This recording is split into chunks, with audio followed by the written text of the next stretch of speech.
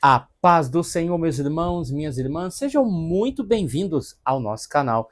É Tempo de Ensinar EBD, um canal exclusivo para os amantes da Escola Bíblica Dominical. Você aí do outro lado já me conhece, eu sou Adriano Ricobelo, sou presbítero da Assembleia de Deus aqui da cidade de Franca, no interior de São Paulo. Também sou professor da Escola Bíblica Dominical. Ministro aulas também no CAPED, que é o Centro de Aperfeiçoamento Pedagógico da Escola Dominical. E hoje estudaremos a revista dos adultos, a lição de número 12. Ela tem como título: A Igreja tem uma natureza organizacional. Antes de nós iniciarmos o nosso vídeo, gostaria de pedir 3 coisas importantes para você. Primeiramente, deixe aquele like do céu, aquele like abençoado que tem nos ajudado muito. Também comente nos nossos vídeos, isso é muito importante para o YouTube reconhecer que esse trabalho, esse canal é relevante e pode servir para as mais pessoas. Também compartilhe os nossos vídeos lá no grupo do WhatsApp, lá no grupo do Facebook, enfim, nos ajude da forma que você puder e da forma que estiver ao seu alcance e pode ter certeza que vai ser uma bênção. Deixe o feedback aí. Nós estamos já gravando com um novo celular, estamos gravando com um novo microfone. Acredito que vai ser uma bênção para nós aqui do canal e também para você que está do outro lado da telinha. Lembrando que nós temos 3 revistas: Adultos, Jovens, ministrada por mim, e minha esposa, psicóloga Daniela Ricobelo, está ministrando a revista dos pré-adolescentes. E também entendendo que a partir do próximo trimestre, segundo trimestre de 2025, estaremos inaugurando a nossa plataforma que se chamará Kit da Escola Dominical. Então lá você vai ter um conteúdo exclusivo, materiais exclusivos. Estamos trabalhando aí junto com o programador, o Lucas, o presbítero Lucas, que está fazendo um trabalho excelente, está lindo, belo, maravilhoso essa nossa plataforma. Estaremos iniciando ela com 2 semanas de antecedência. Então, o vídeo da primeira aula do próximo trimestre já estará na nossa plataforma já 2 semanas antes do seu início, e no YouTube vai estar o vídeo 1 semana antes do início. Então vai ser uma plataforma com infogramas, com slides, com conteúdos de qualidade, enfim, vai ser uma bênção para a sua vida. Amém? Então vamos lá para o nosso texto. O texto áureo está em Tito, capítulo 1, versículo 5, que diz: Por esta causa te deixei em Creta, na ilha de Creta. Para fazer o que na ilha de Creta? Para que pudesse colocar em ordem as coisas que ainda restam. Paulo não havia abandonado, não havia deixado de lado, mas algumas coisas precisavam ainda de uma amarração, precisava ainda de um ponto de contato, precisava ainda de resolver algumas questões. E ele foi deixado ali. E além de colocar algumas coisas em ordem, você vê claramente no versículo que a ordem também era: vá de cidade em cidade e estabeleça aonde estiver essas igrejas presbíteros, como eu já te ordenei. Então você está indo debaixo da minha autoridade. A verdade prática vai dizer: a igreja é um organismo vivo de natureza espiritual e ao mesmo tempo uma organização terrena.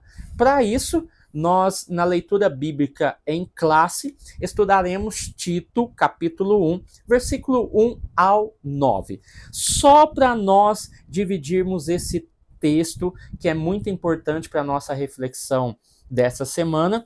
Se você analisa do versículo 1 ao 9, você divide ele em 2 partes. Primeiro, Tito, capítulo 1, versículo 1 ao 4, aonde Paulo traz saudações e aconselhamentos de um pastor supervisor a um jovem pastor presidente.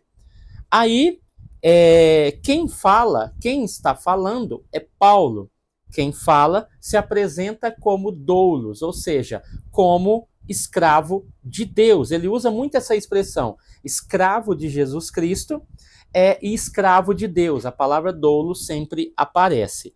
E, além dele ser escravo de Deus, a palavra doulos, ele se coloca também como o apóstolo por Jesus Cristo, ou seja, o enviado de Jesus Cristo. Eu sou o escravo de Deus e enviado por Jesus Cristo. Tito, capítulo 1, aí você parte do versículo 5 até o último versículo que nós vamos estudar, é essa segunda divisão, você vê claramente o quê? As qualificações apresentadas para presbíteros e bispos, e nós vamos ver que não há, dentro desse escopo de Tito, registro em Atos que Paulo e Tito foram à ilha evangelizar. Então a história já começa de forma brusca, falando já justamente sobre o assunto. Então a atividade em Creta foi intensa, pois a ordem era estabelecer presbítero de cidade em cidade. Então, quer dizer que a ilha não estava bem administrada. Com isso, Paulo entende que há uma pressa, há uma urgência. Tito tem que fazer as coisas o mais rápido possível. Então, Tito não estava ali para passear, não estava para fazer comércio, ele estava ali para colocar as coisas em ordem. Entendendo isso, o nosso comentário, dentro da introdução do nosso texto, vai dizer o seguinte, que a igreja apresenta a Bíblia apresenta a igreja como um corpo espiritual de Cristo. Isso é fato. Um organismo vivo, com suas reuniões em torno do Senhor Jesus e suas ordenanças. Além de ser um corpo espiritual de Cristo, ela se torna automaticamente um organismo vivo. Por que é um organismo vivo? Porque ela está em movimento. Como ela está em movimento, ela está agindo em torno do quê? Ela está agindo em torno do Senhor Jesus e também em torno das suas ordenanças. Por outro lado, ela é uma organização, uma assembleia, um ajuntamento de cristãos, de pessoas, como forma de governo. Então vamos lá. Tito e as igrejas na ilha de Creta. Vamos entender um pouquinho aqui? Ele já inicia no versículo de número 4, fazendo a transição aí para a segunda parte do texto. O apóstolo escreveu a Tito estando ele em Nicópolis, na costa oeste da Grécia. Aí ele vai dizer ali que ele deliberou invernar ali e não aqui. Ou seja, aonde está isso? Tito, capítulo 3, versículo de número 12, que vai dizer o seguinte: quando eu lhe mandar o irmão Artemas ou o irmão Tíquico, faça o possível para ir encontrar comigo na cidade de Nicópolis, pois resolvi passar o inverno lá. Então você vê claramente que Paulo escreveu a Tito estando em Nicópolis. Outro ponto importante que fala sobre as qualidades de Tito. Essas qualidades, elas são altíssimas, elas são elevadas.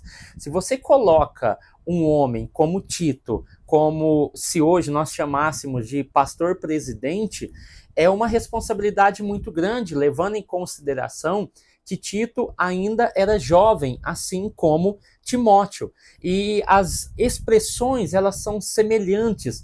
Paulo vai chamar Timóteo de meu filho, assim como também Paulo vai chamar Tito também de meu filho. Então esse amor, esse carinho é devido à dedicação, é devido ao trabalho desses dois jovens. Então ele é chamado de verdadeiro filho, ele é grego, então lá em Gálatas 2 e 3 ele não foi constrangido a circuncidar-se, e o texto vai dizer também que o seu nome é mencionado por várias vezes, dentre elas 9 vezes em 2 Coríntios, 2 vezes em Gálatas, uma em 2 Timóteo e na epístola que foi lhe destinada. Percebam uma coisa. Tito, lá no capítulo 2, Paulo vai mostrar que ele é um competente mestre. Por que ele é um competente mestre? Porque Paulo o advertiu a, estando lá, ensinar a verdadeira sã doutrina. Então, Paulo está confiante de que ele tem capacidades suficientes para poder ensinar aquele povo, aquela igreja, os presbíteros e qualquer pessoa que estiver ali, porque ele é um mestre da palavra. Ainda no versículo 15, ensina essas coisas. O versículo 14, nós abordamos a questão de que ele era um mestre. No versículo 15, é interessante, porque Paulo está dizendo para Tito, olha, ensine essas coisas e use toda a sua autoridade para repreender, massacrar, humilhar. Espera aí. Primeiramente, animar. Anime esse povo da ilha de Creta. Dá força, dá ânimo para eles. Depois que você der ânimo, depois que você der força, depois que eles estiverem bem, e também repreenda os seus ouvintes. E que ninguém despreze você. A carta que eu estou te dando é uma carta de autonomia. Você vai chegar lá, eles vão te respeitar, porque eu estou escrevendo e estou te enviando como um apóstolo à ilha de Creta, ou seja, um enviado para a ilha de Creta. Então, não chegue metendo o pé na porta, não chegue humilhando, não chegue batendo, chegue animando o povo. Após você animar o povo, aí sim, venha com um sermão mais concertante, um sermão que venha trazer avivamento, ou seja, um sermão que venha mudar a vida das pessoas, ok? Subtópico 2, o pastor de Creta. Foi constituído pastor da ilha de Creta pelo apóstolo Paulo para colocar em boa ordem as coisas que restam. Percebam bem, Tito se tornou a principal ilustração do livre acesso dos gentios ao evangelho.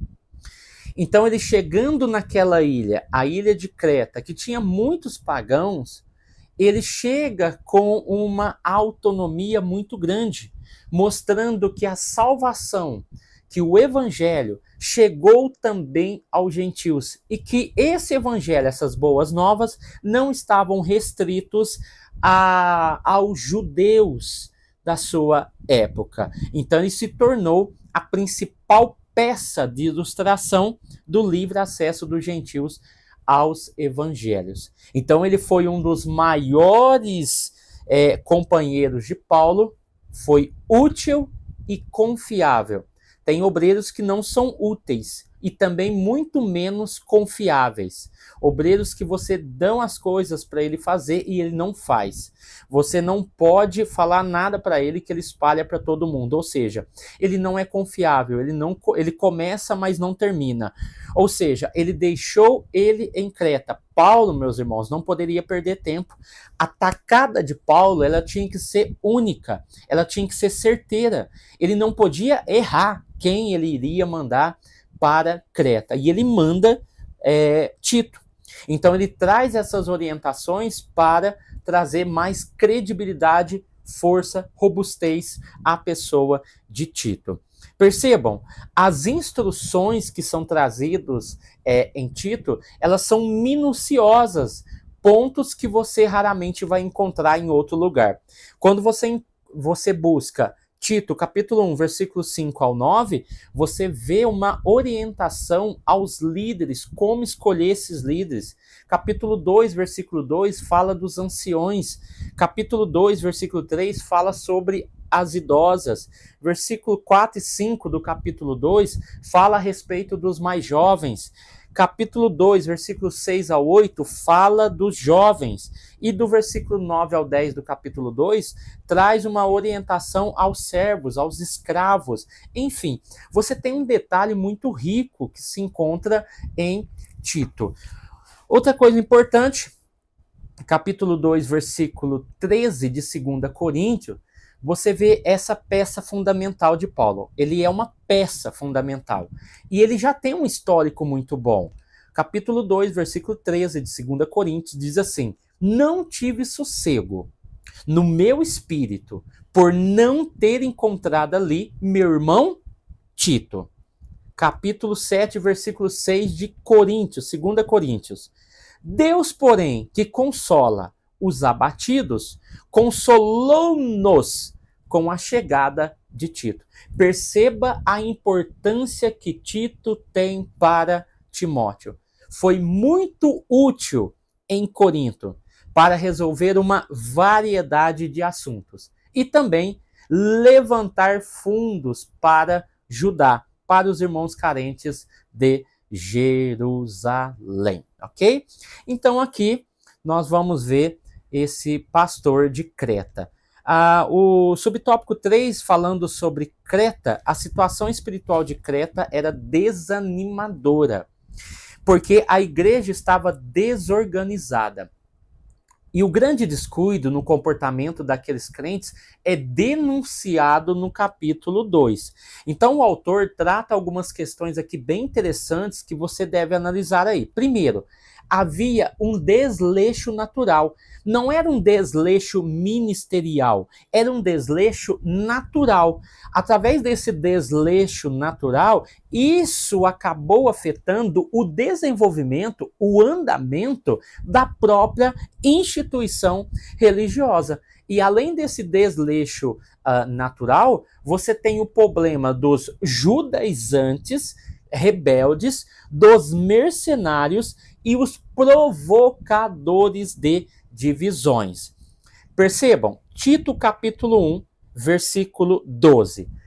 Percebam que esse desleixo natural que o autor está propondo aqui para nós é justamente o que está no versículo 12. Percebam, foi justamente um deles, Paulo falando, um profeta da ilha de Creta, quem disse: os cretenses só dizem mentiras.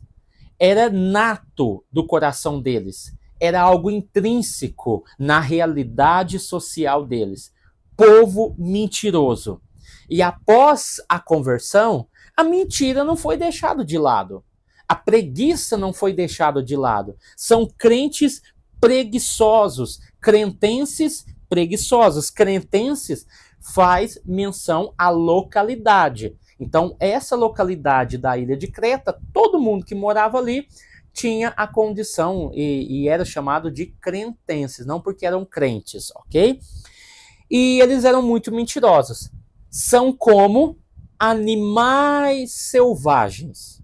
São uns preguiçosos e só pensam em comida. Perceba, irmãos?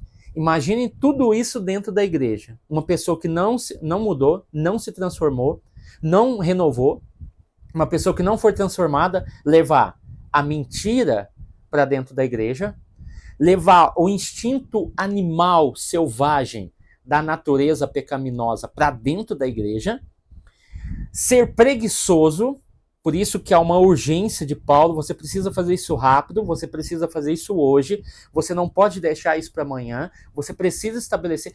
Era uma correria, era algo fora do comum, precisava de colocar a ilha em ordem.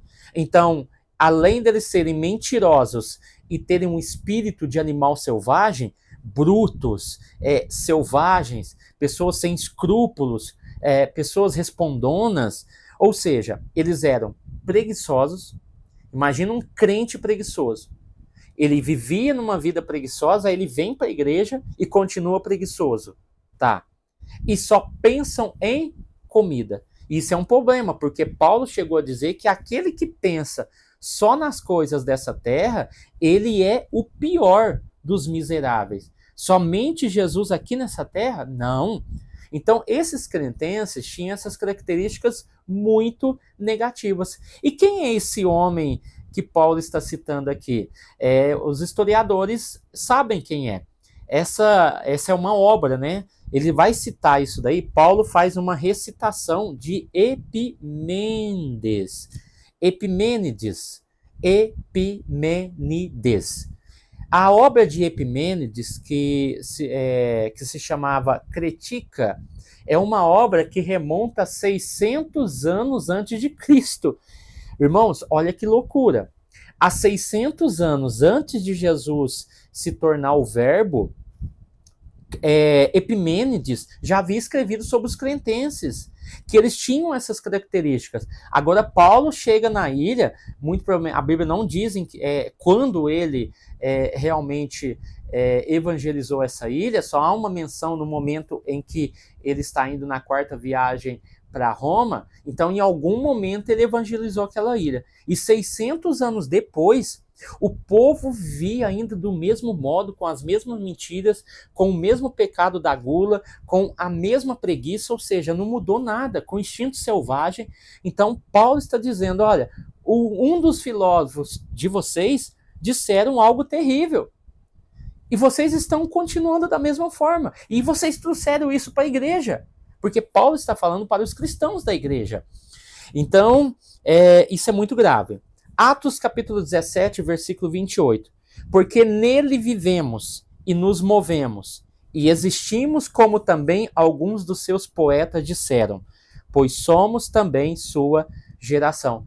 Essa porção aqui também é uma porção que foi retirada do filósofo Epimênides. Essa questão aqui, ó, porque nele vivemos e nos movemos e existimos. E existimos. Aí ele vai dizer, pois também somos a sua geração. Então, Paulo vai trazer essa ideia filosófica de quem era Deus, quem era esse ser, vai dizer, olha, esse é o Deus ao qual os filósofos pregavam. Esse Jesus é o Deus, é a facúlia que incendeia, é o Logos que tanto os filósofos 600, 500 anos antes de Cristo falavam desse Logos. Quem é o Logos? Aí, tanto é que João vai usar muito esse termo. Logos é a palavra, é Jesus revelado ao homem. Ele é o Logos que os profetas anunciaram 500 anos antes. Tito capítulo 1, versículo 10 ao 16. No versículo 10, olha o problema. No versículo 10, nós temos judaizantes revoltados, que enganavam as pessoas com as suas tolices. Versículo 11, é preciso pará-los, Timóteo. Eles atrapalham as famílias que estão dentro da igreja. Eles ensinam o que não devem, com intenções de ganhar, usurpar, acabar com o dinheiro da igreja. Versículo 13 do capítulo 1. Repreenda-os duramente, esses falsos mestres, porque você é o mestre que prega a sã doutrina. Repreenda esses falsos mestres para serem sadios na fé. Paulo não quer que ninguém saia. Paulo não quer que ninguém abandone. Paulo só quer que eles sejam instruídos na verdadeira fé. Versículo 14. Parar de dar atenção a histórias inventadas por judeus, ensinamentos humanos de pessoas que rejeitam a verdade. A verdade é uma só, é a palavra de Deus revelada por meio do seu Filho Jesus. Tanto é que em Gálatas nós temos uma discussão muito parecida, ao qual os judeus, os judaizantes, estavam pregando um outro evangelho, tá?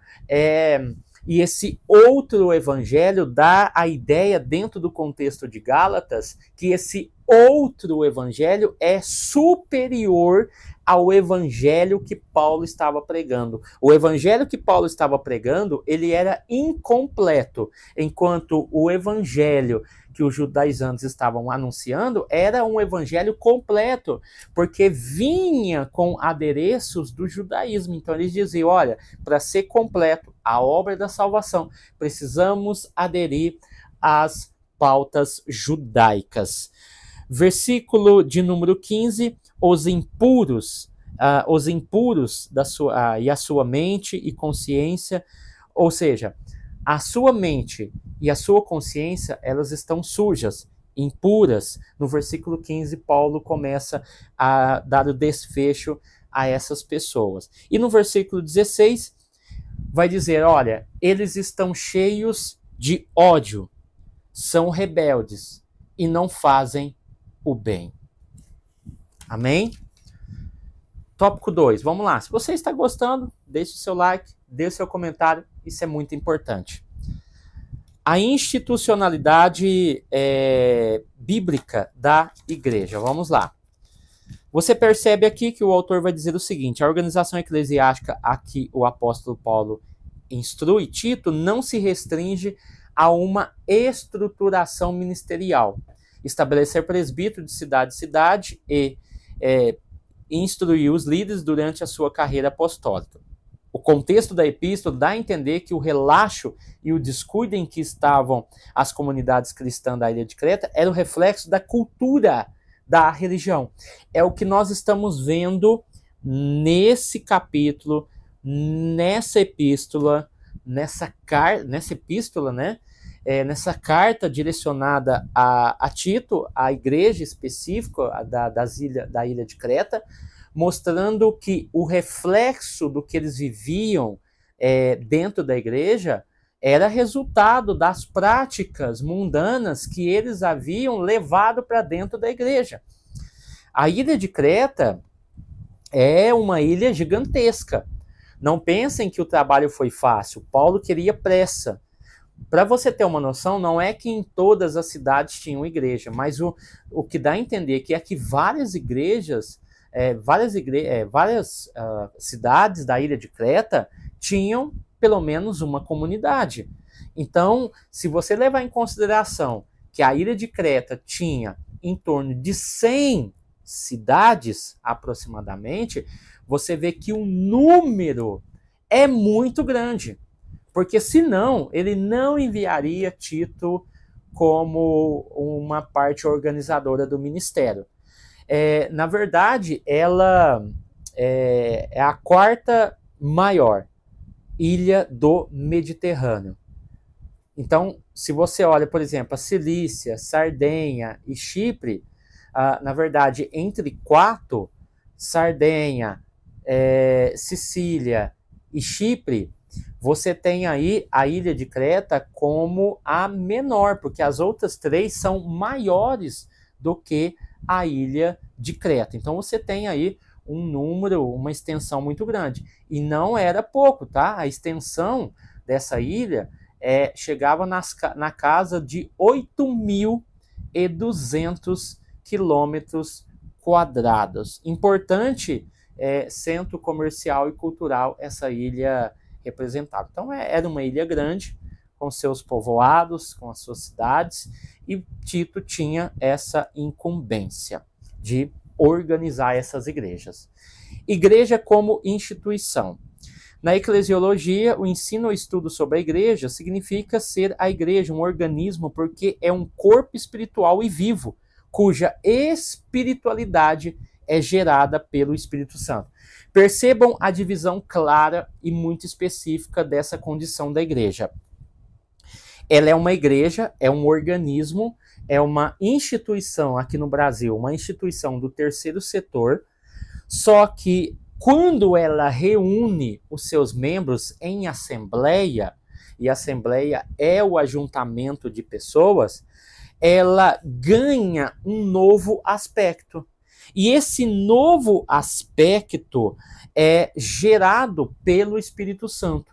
Então, esse aspecto, essa mudança, passa de uma simples instituição organizacional para uma instituição espiritual, porque o Espírito Santo trabalha e opera nessa instituição, tornando-a ela uma instituição religiosa. Senão, ela passaria apenas por uma instituição do terceiro setor. E seria somente um local de reunião, um local de ajuntamento, de aglomeramento, e isso não é o objetivo da igreja. A ideia é que, através do Espírito Santo, ela tenha um novo contexto, e esse contexto é a espiritualidade que é gerada dentro dela. Então, quando se fala em caráter institucional, é que nós entendemos a questão da organização. A organização, ela se estabelece nesses dois níveis, tanto no âmbito espiritual, que é gerado pelo Espírito Santo. Por quê? Porque o próprio Cristo deu uns a pastores, doutores, evangelistas, profetas, ou seja, nós temos dons dados por Cristo. Nós temos dons dados pelo Espírito Santo e nós temos dons dados por Deus. Alinhando esses dons, eu tenho uma instituição religiosa que atua na esfera espiritual. A outro ponto de vista, nós temos a instituição como parte do terceiro setor, que precisa de uma organização, que precisa de uma ata, que precisa de assembleias, que precisa de uma organização física, e dentro da Assembleia nós temos um corpo que é praticamente padrão em todas as outras, que é o pastor, que é o presbítero, que é o evangelista, que é o diácono, o cooperador, as líderes dos departamentos. Então nós temos essas instituições que fazem dar diretrizes. Percebam, 1 Coríntios 3:16. Certamente vocês sabem que são o templo de Deus e que o Espírito Santo de Deus vive em vocês. Nós estamos falando de uma instituição organizacional, mas que se revela também como uma organização espiritual. E o ambiente, o recipiente, se torna a própria pessoa. A instituição, o lugar de ajuntamento, e a instituição espiritual igreja é cada um de nós, que somos o recipiente dessa manifestação. 1 Coríntios 6:19 vai dizer: será que vocês não sabem que o corpo de vocês é o templo do Espírito Santo, que vive em vocês e lhes foi dado por Deus? Então, aqui nós temos um ponto bem interessante. Falando novamente sobre essa instituição religiosa, se aplica à prática. O que essa instituição religiosa tem a ver com a sociedade, tem a ver com as pessoas? Primeiro, ela aplica a prática, ela aplica o ensino e dissemina uma crença espiritual ou uma religião. É isso que nós entendemos como instituição religiosa. Então, os seus objetivos fundamentais são difundir a mensagem religiosa, no nosso caso, a mensagem de Jesus Cristo, promover em cada pessoa a espiritualidade necessária, oferecer apoio e orientação, isso é muito importante para a igreja, preservar a doutrina imposta por aquela igreja, e não somente a doutrina, mas também as tradições e os costumes que ajudam a manter uma sociedade, uma comunidade. E o último, e não menos importante, servir a comunidade. Ponto 3, organização. Aqui ele vai citar vários pontos, como local. Aí você encontra em 1 Coríntios, capítulo 14, versículo 26, tá? Uns têm salmos, têm doutrina, revelação, línguas, interpretação, e se faz isto para glorificação e exaltação e edificação da igreja. Nós temos também um contexto onde surge uma igreja emergente. Atos capítulo 14, versículo 23, Paulo e Barnabé designaram-lhes presbíteros em cada igreja e com oração e jejum encomendaram eles ao Senhor. Nós temos também a questão dos concílios, Atos capítulo 15, versículo 6.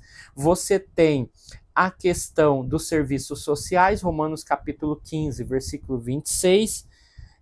E você encontra também a questão da comissão e da tesouraria. Dentro da ideia da comissão de ética, você encontra em 1 Coríntios capítulo 5, versículo 3, e na questão da tesouraria, 1 Coríntios capítulo 6, versículo 3.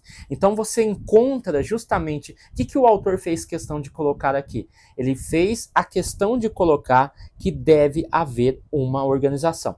Eu lembro que em alguma das nossas revistas nós trabalhamos igreja como organismo vivo e falamos justamente isso, sobre a questão dos desigrejados, ou como o censo do IBGE diz e classifica como evangélicos não determinados. E dentro dessa ideia de evangélicos não determinados, o de 2010 tinha dado em torno de 16 milhões, ao qual muito provavelmente cresceu nesse último censo.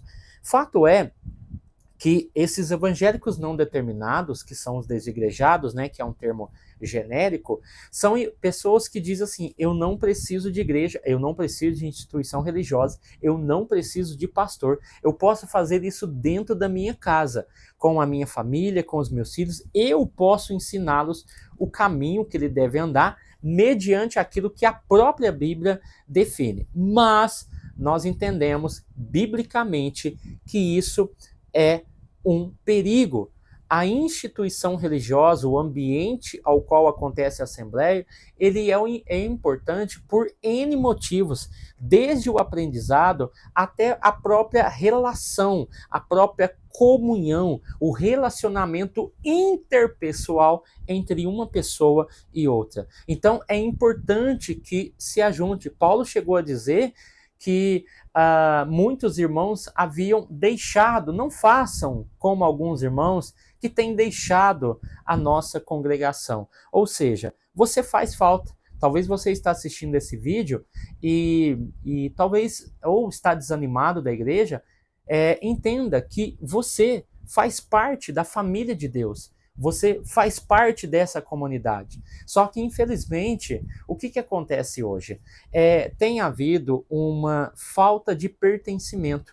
Como a igreja é uma comunidade e a igreja é considerada a família de Deus, muitas pessoas têm sentido falta dessa comunhão, têm sentido falta desse afeto, têm sentido falta desse carinho. É por isso que Tito foi enviado a Creta, para justamente colocar em ordem, para que os irmãos voltem a ter aquele sentimento de pertencimento. Eu pertenço aos jovens, eu pertenço aos adolescentes, eu pertenço às irmãs do círculo de oração, eu pertenço a essa igreja, eu pertenço à Assembleia de Deus, eu pertenço à igreja A, à igreja B. Esse sentimento de pertencimento, quando ele é perdido, as pessoas se sentem frustradas, abatidas, deprimidas, e elas logo encontram uma forma de sair dessa comunidade. Tópico 3, organismo e organização. A ideia de que a igreja deve restringir, não se deve, a ideia é de que a igreja deve se restringir a um local, onde as pessoas se reúnem para adorar a Deus, estudar a palavra, pregar o evangelho, orar e celebrar as ordenanças eclesiásticas, como, por exemplo, a ceia do Senhor. É um momento de alegria entre a igreja, é um momento ao qual as pessoas comungam da mesma mesa. Vamos lá? Mas nunca devemos nos esquecer de que somos cidadãos da pátria. Então, é interessante entender esse contexto. Eu queria ler aqui na minha Bíblia, Romanos capítulo 13, versículo 1 ao versículo 7, eu quero ler juntamente com vocês. Nós pertencemos a uma pátria celestial, mas pertencemos a uma pátria terrestre. E há um perigo também de se pertencer a essa pátria terrestre. Percebam, obedeçam às autoridades, todos vocês, pois nenhuma autoridade existe sem a permissão de Deus. E as que existem foram colocadas nos seus lugares por Ele. Assim, Quem se revolta contra a autoridade está se revoltando contra o que Deus ordenou. E os que agem desse modo serão condenados. Somente os que fazem o mal devem ter medo dos governantes e não os que fazem bem. Se você não quiser ter medo das autoridades, então faça o que é bom e elas o elogiarão, porque as autoridades estão a serviço de Deus para o bem de vocês. Mas se vocês fazem o mal, então tenha medo, pois as autoridades de fato têm poder para castigar, porque foram instituídas por Deus. É por isso que vocês devem obedecer às autoridades, não somente por causa do castigo de Deus, porque foi Deus quem instituiu as autoridades. Então o castigo primeiramente vem de Deus, mas também porque a sua consciência manda que você faça isso. Nós não somos robôs. A nossa consciência manda que nós façamos isso. É por isso também que vocês pagam impostos, pois quando as autoridades cumprem os seus deveres, elas estão a serviço de Deus. Portanto, paguem ao governo o que é devido, paguem todos os seus impostos e respeitem e honrem as autoridades. Elas foram dadas por Deus e, sendo dadas por Deus, devemos obedecê-las, desde que ela não nos afrontem e não impeça-nos de fazer o nosso ato religioso. Graças a Deus, no nosso Brasil, nós temos na nossa Constituição o direito à religiosidade garantidas pela lei, tá bom? Hebreus 13, versículo 17, foi o que nós acabamos de fazer uma sequência, e o versículo 17 diz assim, ó, já que vocês devem obedecer às autoridades, não se esqueça, obedeçam aos seus líderes da igreja e sigam as suas ordens, pois eles sempre cuidam das necessidades espirituais de vocês, porque sabem que vão prestar conta disso a Deus. Se vocês obedecerem, eles farão um trabalho com alegria, mas se vocês não obedecerem, eles trabalharão com tristeza e com isso não ajudará vocês em nada. Percebam esses dois lados da moeda em Tito? É maravilhoso. A experiência pentecostal, ele vai falar aqui desse movimento Holiness, né, que aconteceu, ao qual aparece uma figura muito expoente, que é Charles Parham, aonde vai surgir aí o movimento pentecostal, que a primeiro momento seria somente um movimento de santidade, um movimento de renovação para as igrejas tradicionais, batistas, metodistas, anglicanas, enfim, igrejas tradicionais. Só que esse movimento, ele se institucionalizou e virou uma igreja, tá? Como nós conhecemos hoje. Então, esse movimento pentecostal foi um movimento que não era para se institucionalizar, mas devido às várias necessidades, aprove também da vontade de Deus que esse movimento se institucionalizasse e se tornasse uma religião específica. E daí nós temos uma ênfase muito grande dentro do movimento pentecostal, que é o batismo com o Espírito Santo, com a experiência de falar em língua e também os dons de curar. Então não tem só a ideia do batismo com o Espírito Santo, com a experiência do falar em línguas, mas também os dons de curar, tá bom? Então aqui nós encerramos esse ponto. Dentro da questão da organização, queria deixar aqui um fato histórico muito importante. Eu tenho um livro aqui que se chama Dicionário do Movimento Pentecostal. Ele é muito bom, ele é muito importante e ele traz muitas histórias relacionadas à Assembleia de Deus no Brasil. E eu queria destacar aqui para vocês, para a gente fazer esse fechamento com chave de ouro. Em 1921, no dia 18 ao dia 22 de agosto, na cidade de Igarapé-Açu, no Pará, porque nós vamos falar sobre o subtópico 3, é necessário organizar. No bairro Vila, né, São Luís, que era aí o ponto estratégico entre a Igreja Mãe em Belém do Pará e os demais trabalhos, aconteceram o quê? Aconteceram um congresso, como é que se diz? Um trabalho, uma convenção. Foi considerado a primeira convenção em 1921. Participaram nessa primeira convenção 16 igrejas paraenses e uma do Amazonas. Foi a primeira vez que se uniu o maior número de pastores obreiros, que no caso lá, maior, seria 30. 30 pastores se reuniram.